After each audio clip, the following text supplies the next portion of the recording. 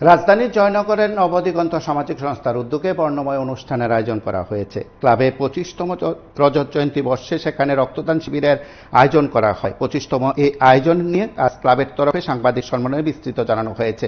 রজত জয়ন্তী বর্ষে রক্তদান শিবিরের আয়োজনের প্রেক্ষাপটে ক্লাব কর্তৃপক্ষের তরফে সাংবাদিক সম্মেলনে কি বক্তব্য আমরা একবার শুনব।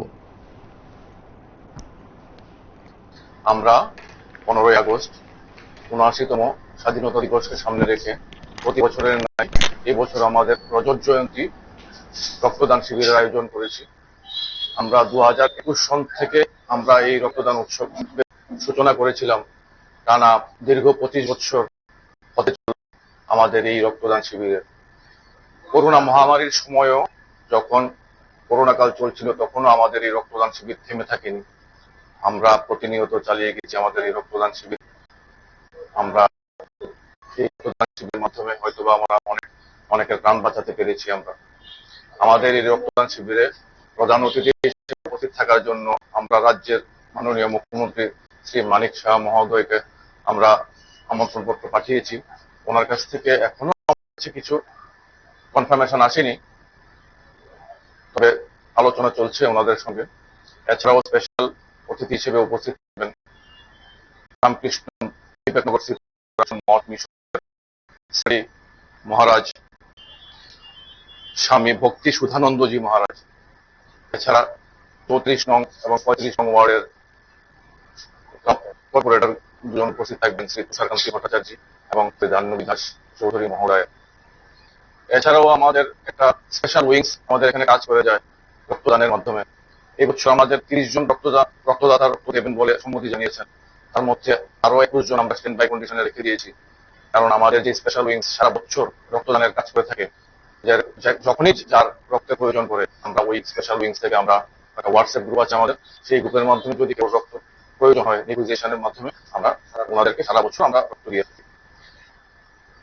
এছাড়া আমাদের সারা বছরের নবদিগন্ত কর্মকাণ্ড সম্পর্কে সবাই জানা আছে আপনাদের। আমাদের টোটাল সারা বছর 17টা আমরা প্রোগ্রাম পরিচালনা করে থাকি। তার মধ্যে আমি 3টে আপনাদের সামনে তুলে ধরছি। যেমন একটা হলো আমাদের দৃষ্টিহীনদের মধ্যে কম্পিউটার প্রশিক্ষণ কেন্দ্র। সেটা মনে হয় ক্লাব স্তরে আর কোনো জায়গাতে এটা নেই। এটা আমরাই প্রথম চালু করেছি। এখানে 15 জন দৃষ্টিহীন ছাত্রছাত্রী প্রতি শনিবার এবং রবিবার এখানে এসে এই কম্পিউটার প্রশিক্ষণ কেন্দ্রের তার নিয়ে থাকেন, এবং যখন ওনাদের কমপ্লিট হয়ে যায় তাদেরকে আমরা শংসাপত্র দিয়ে থাকি। এছাড়া আমরা একটা বুক ব্যাংক পরিচালনা করি, যেখানে নবম ও দশম শ্রেণীর ছাত্রছাত্রীরা যাদের দরিদ্রহীন, যাদের পাঠ্য বইয়ের দরকার হয়, তারা আমাদের এখান থেকে এই বই নিয়ে তার পড়াশোনার সুযোগ করে নিতে পারেন, এবং তার কোর্স কমপ্লিট হয়ে যাওয়ার পর সেই বইগুলোকে আবার আমাদেরকে ফিরিয়ে দিতে হয়, যেন আমরা পরবর্তী সময়ে অন্য আরেকজনকে দিতে পারি আমরা এই সুযোগটা। এছাড়া আপনারা দেখতে পাচ্ছেন যে আমরা একটা লাইব্রেরিও পরিচালনা করে থাকি।